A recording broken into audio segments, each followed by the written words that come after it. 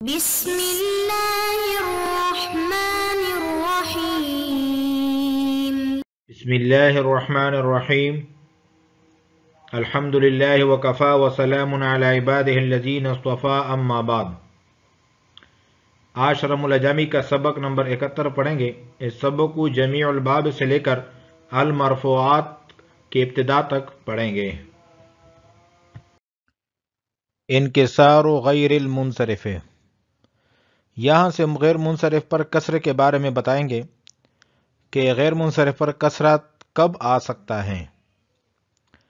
وجمیع الباب ای باب غیر المنصرف، جمیع الباب سے مراد ہے غیر المنصرف کا باب، یعنی غیر المنصرف کا جو باب ہے یہ تمام کا تمام جو ہے باللام، بدخول لام التعریف علیہ، لام تعریف کے داخل ہونے کے ساتھ، او الاضافت یا اضافت کے داخل ہونے، او اضافت او الاضافت یا اضافت کے ساتھ، ای اضافت ہی الی غیرہ، یعنی اس غیر منصرف کی اضافت کا ہونا غیر کی طرف۔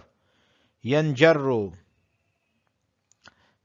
یصیر مجرورا، غیر منصرف جو ہے مجرور ہو جائے گا بالکسر، کسرے کے ساتھ، ای بصورت الکسر، یعنی کسرے کی صورت کے ساتھ، لفظاً او تقدیرا، چاہے لفظی ہو یا تقدیری ہو۔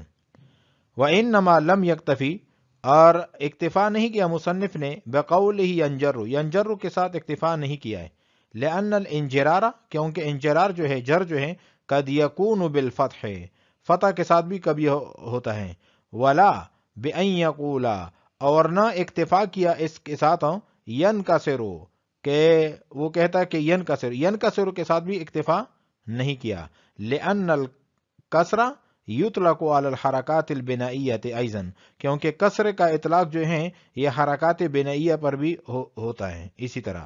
وللنحاة خلاف، اور نحویوں کا اختلاف ہے اس بارے میں، فی ان ھذا، کہ یہ غیر منصرف جو ہیں، ھذا الاسم فی ھذہ الحالۃ، کہ یہ جو غیر منصرف اسم تھا تو اس حالت میں جب اس پر کسرہ داخل ہوا تو منصرفن، یہ منصرف ہوگا، او غیر منصرفین، یا غیر منصرف ہوگا۔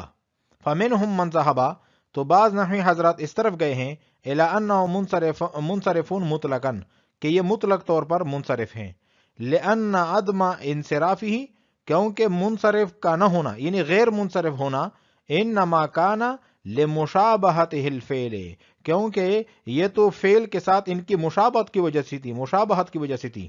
فلما ضعفت هذه المشابهة، جب یہ کمزور ہو گئی یہ مشابہت، بدخول ما هو من خواص الاسم، اسم کے خواص کے داخل ہونے کے ساتھ، اعنی میرے مراد اللام او الاضافت، لام تعریف کا داخل ہونا یا اضافت کا، قویت جہت الاسمیت، تو اسمیت کی جہت جو ہے وہ مضبوط ہو گئی، کبھی ہو گئی۔ فرجع الى اصلہ الذی هو الصرف، پس یہ راجع ہوا، واپس ہوا اپنے اصل کی طرف جو کہ منصرف ہونا ہے۔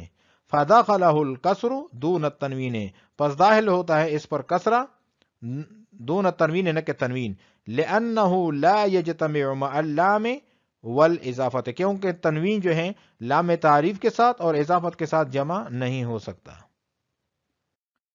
ومنہم من ذہب الی انہ غیر منصرف مطلقا، بعض حضرات اس طرف گئے ہیں کہ یہ اسم یہ مطلق طور پر غیر منصرف ہیں۔ والممنوع من غیر المنصرف بالاصالۃ، کیونکہ غیر منصرف کے لیے جو منع ہے بالاصالہ ہوا التنوین، وہ تنوین ہے۔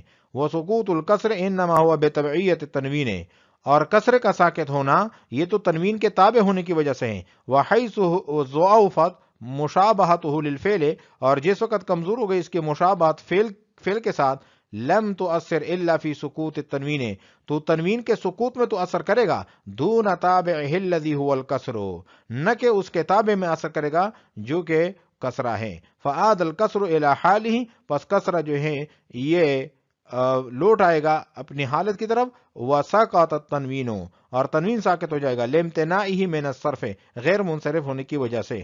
ومنہم من ذہب الی ان العلتین ان کانتا باقیتین مع اللام او الاضافت، بعض حضرات اس طرف گئے ہیں اگر دو علتیں باقی ہے، لام اور لام تعریف اور اضافت کے ہوئے یا اضافت کے ہوتے ہوئے، کان الاسم غیر منصرفین، تو اسم جو ہے غیر منصرف ہوگا. وان زالت معا، اگر اکٹھے زائل ہوئے، او زالت احداہما، یا ان میں سے ایک زائل ہوا، کان منصرفن، تو یہ اسم جو ہے منصرف ہوگا. وبیان ذالک، اور اس کا بیان یہ ہے کہ ان العلمیت تظل باللام او الاضافت، کہ علمیت جو ہے وہ زائل ہو جاتی ہے لام تعریف کے ساتھ یا اضافت کے ساتھ.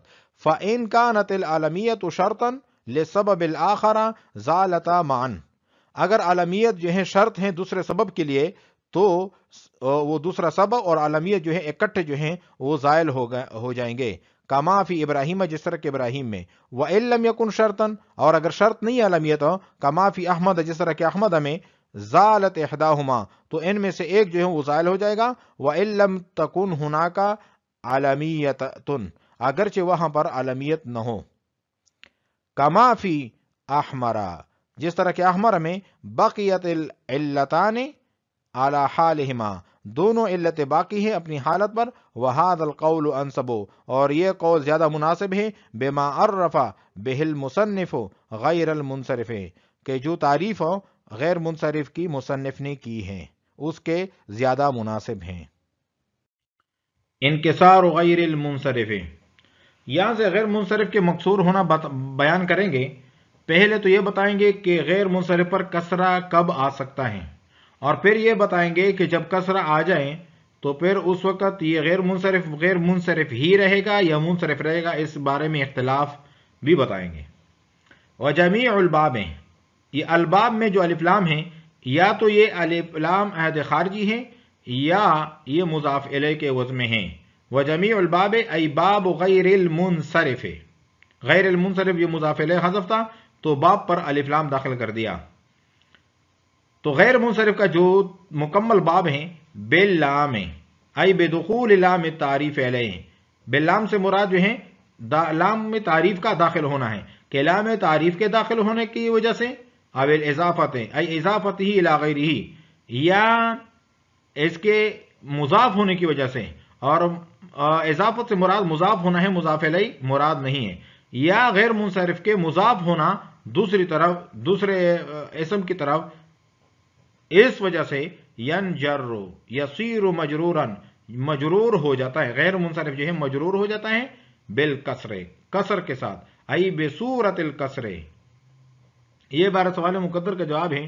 سوال یہ ہوتا ہے کہ صاحب کافیہ نے ینجر کہا جو کہ حرکات اعرابیہ میں سے ہیں، تو معلوم ہوا کہ غیر منصرف مورب بالجر ہوں گے، اور کسر جو ہیں حرکات بنائیہ میں سے، اس سے معلوم ہوا کہ یہ غیر منصرف مبنی برکسر ہوں گے.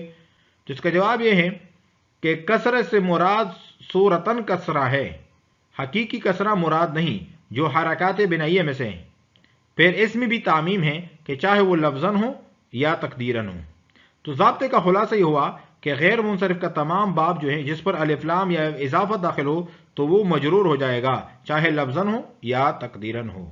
بصورت الکسر لفظاً اور تقدیراً، کہ کسر کی صورت کے ساتھ مجرور ہوگا چاہے وہ لفظاً ہو یا تقدیراً ہو. وَإِنَّمَا لَمْ يَكْتَفِي بِقَوْلِهِ يَنْجَرُ، یہ 12 سوال مقدر کا جواب ہیں. سوال یہ ہوتا ہے کہ صاحب کافیہ ینجر بالکسر، صاحب کافیہ نے یہ فرمایا ہے کہ ینجر بالکسر، اگر اس کے بجائے صرف ینجر کہہ دیتے تو اس میں مقصد پوری ہو جاتا. تو اس کا جواب یہ ہے کہ اگر صرف ینجر کہہ دیتے تو مقصود فوت ہو جاتا، کیونکہ مقصود تو یہ بتانا تھا کہ غیر منصرف الف لام اور اضافت کی وجہ سے مجرور بالکسر ہو جاتا ہے. اور اگر صرف ینجر کہہ دیتے تو اس کا مطلب یہ ہوتا ہے کہ مجرور ہوتا ہے، خواہ مجرور بالکسر ہو یا بالفتح ہو. اس لیے ینجر بالکسر کہہ کر اشارہ کر دیا کہ ہمارا مقصود جو ہے مجرور بالکسرہ ہیں. وَإِنَّمَا لَمْ يَكْتَفِي بِقَوْلِ يَنْجَرُ، ینجر کے قول کے ساتھ مصنف نے اکتفا نہیں کیا. لِأَنَّ الْإِنْجِرَارَ قَدْ يَكُونُ بِالْفَتْحِ، کیونکہ جر جو ہے فتح کے ساتھ بھی کبھی کبھار آتا ہے. وَلَا بِأَنْ يَقُولَ يَنْكَسِرُ، اور یہ بھی نہیں کہا، صرف يَنْكَسِرُ بھی نہیں کہا. پھر سوال ہوتا ہے کہ اگر يَنْكَسِرُ کہہ دیتے صرف تو ایسے بھی اختصار حاصل ہو جاتا. تو اس کا جواب یہ ہے کہ اگر ينْكَسِرُ کہہ دیتے تو یہ شبہ ہو جاتا کہ الف لام اور اضافت کی وجہ سے غیر منصرف مبنی برکسرہ ہو جاتا ہے، کیونکہ کسرہ حرکات بنائیہ میں سے، حالانکہ غیر منصرف مورب ہوتا ہے. لأن الکسرہ یطلق علی حرکات البنائیہ ایضا، کیونکہ کسر کا اطلاق جو ہے حرکات بنیہ پر ہوتا ہے. اسی طرح وَلِلنُّحَاةِ خِلَافٌ، یہاں سے علامہ جامی رحمہ اللہ تعالی اس بارے میں اختلاف بتا رہے ہیں کہ جس غیر منصرف والے اسم پر کسرہ داخل ہو تو یہ اس وقت پھر بھی غیر منصرف ہوگا یا غیر منصرف سے منصرف بن جاتا ہے. اس بارے میں 3 جو ہیں مذہب ہیں. ایک تو سیبوے ہیں اور اس کے متابعین ہیں، اور دوسرے نمبر پر فرہ ہیں اور اس کے متابعین ہیں، اور تیسرے نمبر پر زجاج اور اس کے متابعین ہیں. زجاج کا مطلب یہ ہے کہ غیر منصرف پر جب الف لام داخل ہو جائیں یا مضاف ہو جائیں تو مطلقاً منصرف ہوگا، خواہ علت 9 میں سے علتین باقی رہے یا نہ رہے. دلیل اس کی یہ ہے کہ اسم کا غیر منصرف ہونا فعل کے ساتھ مشابہت کی وجہ سے تھا. جب اس پر الف لام داخل ہو گیا یا اضافت ہو گئی تو جہت اسمیت کبھی ہو گئی اور مشابہت جو ہے ضعیف ہو جائے گی، لہٰذا وہ اپنے اصل کی طرف عود کر آئے گا، اور اصل اسماء میں انصراف ہیں تو اس لیے منصرف ہوگا، خواہ علتین باقی ہو یا نہ ہو. ان کا ہونا اور نہ ہونا برابر ہیں. وَلِلنُّحَاةِ خِلَافٌ فِي أَنَّ هَذَا الْإِسْمَ، اور نحویوں کا اس بارے میں اختلاف ہے اس اسم کے بارے میں کہ ان هذا الاسم في هذه الحالة منصرف او غیر منصرف، کہ یہ اسم جو ہے اس حالت میں منصرف ہوگا یا غیر منصرف ہوگا. فمنهم من ذهب الى انه منصرف مطلقا، تو یہ زجاج کا مطلب بتا رہے ہیں کہ زجاج اور اس کے متابعین اس طرف گئے ہیں کہ یہ منصرف ہوگا مطلقا، لان عدم انصرافی انما كان لمشابهته الفعل، کیونکہ اس کا جو غیر منصرف ہونا تھا وہ تو فعل کی مشابہت کی وجہ سے تھا. فلما ضعفت هذه المشابهة بدخول ما هو من خواص الاسم، کہ جب اس کی مشابہت کمزور ہو گئی خواص اسم کے داخل ہونے کی وجہ سے، آنی میری مراد علامہ او الاضافتا، میری مراد لام لام تعریف ہے یا اضافت ہے. قویت جہت الاسمیت، تو اسمیت کی جہت مضبوط ہو گئی. فرجع الى اصلہ الذی هو الصرف، پس جو ہے یہ اس اصل کی طرف لوٹا جو صرف منصرف ہونا ہے. فدخلہ الکسر، پس اس پر کسرہ داخل ہوگا، دون التنوین، نہ کہ تنوین، لأنہ لا یجتمع مع اللام والاضافت. یہ ایک سوال مقدر کا جواب ہے. سوال یہ ہوتا ہے کہ جب یہ منصرف ہیں تو اس پر تنوین بھی داخل ہونی چاہیے. تو اس کا جواب یہ ہے کہ ان پر تنوین کا ممنوع ہونا غیر منصرف کی وجہ سے نہیں بلکہ الف لام کے دخول اور اضافت کی وجہ سے، اس لیے کہ جس اسم پر الف لام ہو یا اضافت ہو تو اس پر تنوین داخل ہونا ممتنع ہوا کرتا ہے. تنوین داخل اس لیے نہیں ہو سکتا لأنہ لا یجتمع مع اللام والاضافت، کیونکہ تنوین جو ہیں یہ تو لام اور لام تعریف اور اضافت کے ساتھ جمع نہیں ہو سکتی. ومنهم من ذهب الى انه غیر منصرف مطلقا، یہاں سے سبوے کا مذہب بیان کیا جا رہا ہے اور ان کے متابعین کا. سبوے فرماتے ہیں کہ یہ اسم جو ہے جس پر کسرہ داخل ہو جائیں یا اضافت کی وجہ سے یا الف لام کی وجہ سے، تو یہ پھر بھی غیر منصرف ہر صورت رہے گا، چاہے اس میں دو سبب باقی رہے یا نہ رہے. تو اس سبوے کے مذہب پر ایک اعتراض وارد ہو رہا ہے، اور وہ اعتراض جو ہیں والممنوع من غیر المنصرف بالاصالۃ هو التنوین سے وارد ہو رہا ہے. سوال یہ ہوتا ہے کہ اگرچہ ہر حال میں کلمہ اسم غیر منصرف ہی رہتا ہے تو اس پر تنوین کی طرح کسرہ بھی داخل نہیں ہونی چاہیے.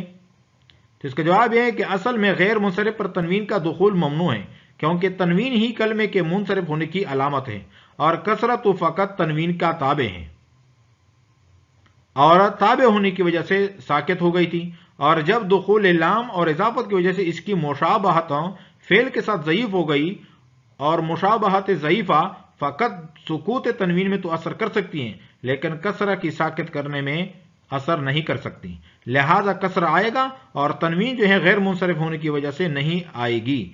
خلاصہ یہ ہوا کہ ان چیزوں کے دخول کے بعد بھی اسم فعل کے ساتھ مشابہت رکھتی ہیں اگرچہ یہ ضعیف کیوں نہ ہو. تو اس مشابہت کا فائدہ یہ ہوگا کہ اسم پر تنوین نہیں آئے گی جو علامت ہے منصرف ہونے کی، البتہ کسرہ کا داخل ہونا اس کے لیے نقصان دہ نہیں ہے۔ وَمِنْهُمْ مَنْ ذَهَبَ إِلَىٰ أَنَّهُ غَيْرُ مُنْصَرِفٍ مُطْلَقًا۔ سوے کا مطلب یہ ہے، سوے اس طرف گئے ہیں کہ یہ اسم جو ہے جس پر کسرہ داخل ہے اضافت کی وجہ سے یا لام تعریف کی وجہ سے، یہ پیر بھی غیر منصرف مطلقاً ہوگا۔ والممنوع من غیر المنصرف بالآصالۃ هو التنوین، اصلاً جو غیر منصرف پر منع چیز ہے وہ تنوین ہے۔ وسقوط الکسر انما هو بتبعیت التنوین، کسرہ کا ساکت ہونا یہ تو تنوین کے تابع ہونے کی وجہ سے ہے۔ وحیث ضعفت مشابہتہ للفعل، اور جہاں پر مشابہت فعل کے ساتھ مشابہت کمزور ہو گئی، لم تؤثر، تو یہ مشابہت کا کمزور ہونا یہ اثر نہیں کرتا الا فی سقوط تنوین، مگر تنوین کے سقوط میں، دون تابع الذی هو الکسر، نہ کہ اس کے تابع میں اثر کرے گا جو کہ کسرہ ہے۔ فعاد الکسر الی حال، تو کسر جو ہے وہ لوٹ آئے گا اپنی حالت کی طرف۔ وسقط التنوین، اور تنوین ساکت ہو جائے گا، لامتناعہ من الصرف، کیونکہ غیر منصرف پر تنوین نہیں آ سکتا، غیر منصرف ہونے کی وجہ سے تنوین ساکت ہو جائے گا۔ ومنهم من ذهب الى ان العلتين ان كانتا باقيتين مع اللام او الاضافه، یہاں سے فرع اور ان کے متابعین کا مطلب بیان کیا جا رہا ہے کہ الف لام کے دخول کے بعد اور اضافت کے بعد اگر علتین باقی رہیں تو غیر منصرف رہے گا، اگر دونوں علتوں میں ایک چلی گئی یا دونوں چلی گئیں تو پیر منصرف رہے گا، جس کی تفصیل یہ ہے کہ اس کی 3 صورتیں بنتی ہیں۔ نمبر 1، اگر الف لام اور اضافت کی وجہ سے کوئی سبب باقی نہ رہے، دوسری صورت ایک سبب باقی رہے دوسرا سبب باقی نہ رہے، تیسری صورت یہ ہے کہ دونوں باقی رہیں۔ پہلی دونوں صورتوں میں منصرف ہو جائے گا، یعنی الف لام اور اضافت کی وجہ سے کوئی سبب باقی نہ رہے، اس صورت میں بھی منصرف ہوگا، اور ایک سبب باقی رہے دوسرا باقی نہ رہے، اس صورت میں بھی منصرف ہوگا۔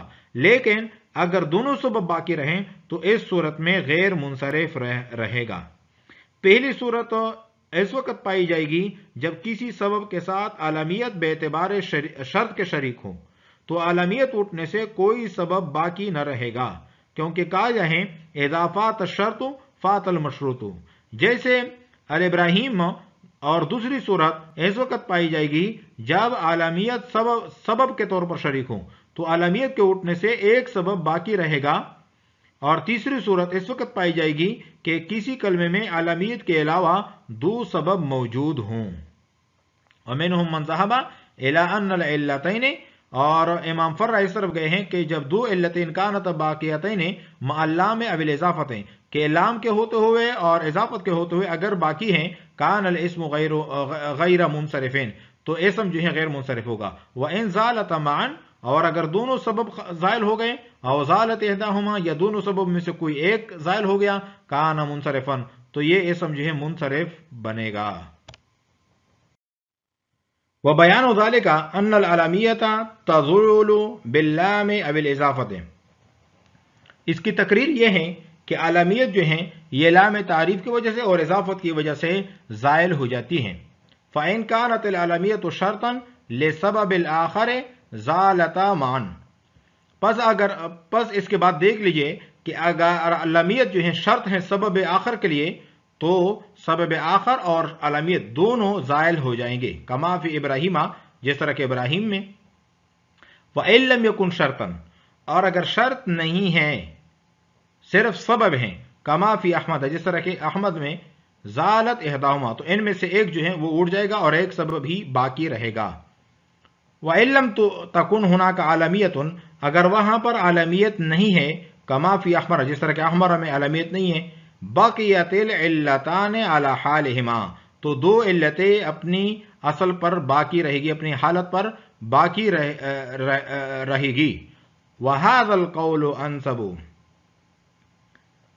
یہاں سے مولانا جامی رحمہ اللہ اپنا فیصلہ سناتے ہیں کہ یہ تیسرا مذہب جو ہے مصنف کی بیان کردہ تعریف غیر المنصرف ما فی علتان او واحدۃ قوم مقامہما کے زیادہ مناسب ہیں۔ اور فائدہ یہ ہے کہ الف لام اور اضافت سے عالمیت کیوں اڑ جاتی ہیں؟ اس کی وجہ یہ ہے کہ الف لام کی وجہ سے عالمیت اس لیے اٹھ جاتی ہے کہ عالمیت میں اعلیٰ درجہ کی تعریف ہیں بنسبت الف لام کے. اگر الف لام داخل ہو جائیں تو لازم آ جائے گا طلب ادنا مع حصول اعلیٰ. اور اضافت سے عالمیت کے ظاہر ہو جانے کی وجہ یہ ہے کہ اگر اضافت الی المعرفہ ہو تو تحصیل حاصل والی خرابی لازم آتی ہیں، اور اگر اضافت الی النکرہ ہو تو طلب الادنا مع حصول الاعلیٰ والی خرابی لازم آتی ہیں.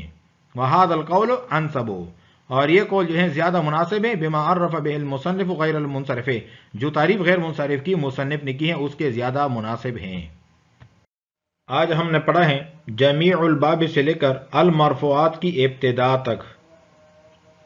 وعلیکم السلام ورحمۃ اللہ تعالی وبرکاتہ.